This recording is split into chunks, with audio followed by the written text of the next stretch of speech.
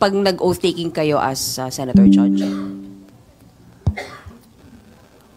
Darling, walang kinalaman ng pagsumpa sa impeachment court.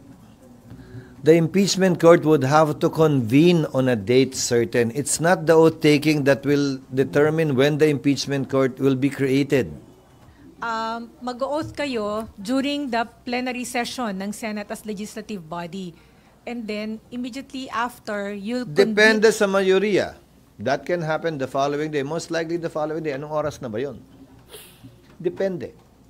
So magko-convene na kayo. I'll give you an example din pa. Ikaw naman. Kung morning ang session ng impeachment court, mag-o-oath kami in plenary ng July 30. Clearly, hindi kami dedire-diretso pag-oath namin. Di ba? The following day na kami mag-o-open ng court, if ever, ng July 30. Hindi ko maintindihan yung... Mainit nga po yung ulo nito ni Senador Cheese, mga kababayan, or SP Cheese Escudero, dahil talagang atat na atat din yung media sa kakatanong about dun sa impeachment ni Bibi Sara, sa mga proseso, schedule, kung ano-ano pa. Kung kailan sila magsusuot ng robe. Hindi naman mahalaga yun. Mas maraming mahalagang bagay na mangyayari at magaganap bago nun at pagkatapos nun. After the oath, sir, magko-convene na kayo sa impeachment court. Dalawa nga yun eh. June 30, Anong June 30? July 30 yung trial. Malamang magsisimula. Alin? Pag nagsumpa kayo, impeachment court na kayo. Convene na kayo sa impeachment court. Para kayong wala dito ng impeachment, ha? Dalawang sombrero ang suot ng Senado. Senado acting as a legislative body, Senado sitting as an impeachment court. Each time we adjourn, then we finish wearing that hat. Each time we resume, we will announce if we are resuming as what. So example, kung ang oras ng trial ay alas 9 ng umaga, magre-resume kami bilang impeachment court. Pag kami magsesesyon naman ng alas 3 at mag-a-adjourn yung impeachment court ng alas 2, edi mag-a-adjourn kami sa impeachment court ng alas 2 at pagdating ng alas 3, magre-resume kami as a Senate deliberating on proposed legislation. Ano yung tanong nyo? Hindi ko maintindihan. Kailan kayo magko-convene? Magko-convene kami twice. Under the 19th Congress, as I said, and under the 20th Congress. Tutuloy nga to, di ba? Yun yung matagal na natin pinag-uusapan. Mag-o-oath yung mga members ng 19th Congress para magampanan nila yung trabaho kaugnay ng pag-issue ng summons sang ayon sa aming rules. At magpapatuloy yung pre-trial kung yun ang nakasaad nga sa rules namin, yun yung pinapanukala namin na aprubahan ng mayoriya. Tapos sa July 29, mag-o-oath yung 12 bagong senador. July 30, magko-convene yung impeachment court. Mag-oath kayo during the plenary session ng Senate as legislative body. And then, immediately after, you'll Depende sa mayorya. That can happen the following day. Most likely the following day. Anong oras na ba yun? Depende. So magko-convene na kayo. I'll give you an example din pa. Ikaw naman. Kung morning ang session ng impeachment court, mag-o-oath kami in plenary ng July 30. Clearly, hindi kami dedire-diretso pag-oath namin. Di ba? The following day na kami mag-o-open ng court, if ever, ng July 30. Hindi ko maintindihan yung... Day 1 as impeachment court. So yung after the iba na oath-taking nyo, yun din po ba yung technically pag-convene nyo po as... Hindi nga eh. Hindi. Day 1, sir, na kayo ay Gusto ko nga bigay sa inyo na lang yung papel eh. Nakalagay July 3rd. Proposed yun ha. This is proposed. I told you to give it to them earlier. Proposed yun ha. Lahat to proposed. Again ha, pinag-uusapan natin lahat to ilang ulit na.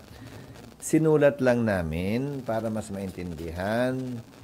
Magko-convene ng Senate. Pag-resume namin, most likely nga July 3. Sabi ko, di ba? June 3. Wala namang session ng July 3 kayo, no? Pero sir, kasi diba, after oath taking, you'll be issuing summons. The impeachment court is the one that should issue summons. not the plenary. Unless the rules authorize the Senate President to issue it on his own. Kaya depende. Calendar of activities lang ito. Ba't kayo kasi masyado nakatitig at fixated sa impeachment court kung kailan sila magsusuot ng robe? Hindi naman mahalaga yun. Maraming mahalagang bagay na mangyayari at magaganap bago nun at pagkatapos nun. Sir, yung June 3 po na impeachment court nun, sir. Pag nag-oath taking kayo as Senator Judge. Darling, walang kinalaman ng pagsumpa sa impeachment court. The impeachment court would have to convene on a date certain. It's not the oath taking that will determine when the impeachment court will be created. Yung impeachment court, pag nag-convene kami sa impeachment court, doon uupo sa impeachment court yon, regardless of when we took our oaths. In fact, yung labing dalawa na magpapatuloy hanggang 2028, hindi na nga mag-o-oath. So, ibig sabihin ba nun, walang impeachment court? Hindi naman din. Wala siyang kinalaman doon. It has no relation to that. It depends on when and how the gavel is banged at kung anong sinabi na kino-convene. Impeachment court ba o Senate ba? That's what will determine when the impeachment court will be convened. Yung pagpukpok ng gavel. Yes. Sir, according to the letter that was shared on your Viber GC, ang schedule ng trial by June 30 is from 9 a.m. to 2 p.m. That's what we're proposing, but again, this is a proposal subject to the majority so that our legislative work will not be affected. Sir, I will admit that I was already here during the Corona trial. I remember noon to Sawa. Bakit hindi ganun ang schedule nyo this time? Yung trial? Oo. Kasi nung Corona to Sawa. Again, kasi naepektuhan ng labis yung aming legislative function at legislative work. Ngayon, malaking bahagi ng Corona impeachment nangyari din nung recess. So wala naman talagang sesyon. Committee hearing lamang ng umaga ang meron. So pwede talaga yon. Pero kung meron kaming sesyon, hindi namin pwedeng isuspended animation ang legislative work ng Senado, lalo na pag-uusapan dyan, yung pinaka-importanting piraso ng legislasyon na dapat ipasa ng Kongreso, ang taon ng budget. Sir, pero kung 9 a.m. to 2 p.m. at itong i-adopt by your colleagues, kailan ang schedule nyo for committee hearings? Kasi you will all be... We will allow committee hearings to conduct hearings. We will allow committees to conduct hearings during session. Unless may kailangan pagbotohan, that their physical presence would be needed in plenary. So, it will be like 3 onwards, yung committee hearings? Yes. No, that is the proposal in order to make the most of our time. Kasi kung gagawin namin hapon, kailan naman kami magsesesyon? Mas madaling payagan yung mga komiteng mag-hearing habang may sesyon by way of an exemption to our rules. Para sa gayon, magawa namin yung pareho pa rin. Madalas naman, kailangan lamang ang quorum kapag ka nagda-third reading kami sa simula at sa attendance, hindi ba? So pagkatapos nun, pwede na at kaya na. Sir, you mentioned that you also wrote the parties, the prosecution and the defense. Basically informing them of the letters we sent out and the memo that we sent out to the officials of the Senate. The letter to the parties also has the proposed timetable. Yes. So essentially, as an attachment to the letters to the senators. So essentially, kung ano yung sinare nyo sa amin, can we get a copy of the letters to the parties? Yes. Okay. Pinabigay ko na kanina pa eh. Sir, yung pong kukuhain natin na private lawyers... Ibigay nyo na nga. Bigyan nyo kayo. Ilang pang kopya meron kayo? Isa lang o tatlo? Kulang yan. Isang kopya lang yan. Sir, Kasi naman. sir, yung legal Tatanda team... ako sa inyo. Yung legal team, sir, meron na pong kausap talaga na makakapartner sila. Wala pa. Yung unang kinausap namin, tamo kaya ayokong banggitin sa inyo nung una, tumanggi. Dahil yung kanilang mga commitments prevents them from participating in supposedly highly politically charged cases. So we are still searching. But in the meantime, the Solicitor General will stand and represent us in any litigation before any court, most likely before the Supreme Court. Isa pa lang naman yun sa amin, di ba? Yung mandamos kaugnay ng pag-hearing. Isa pa lang, di ba?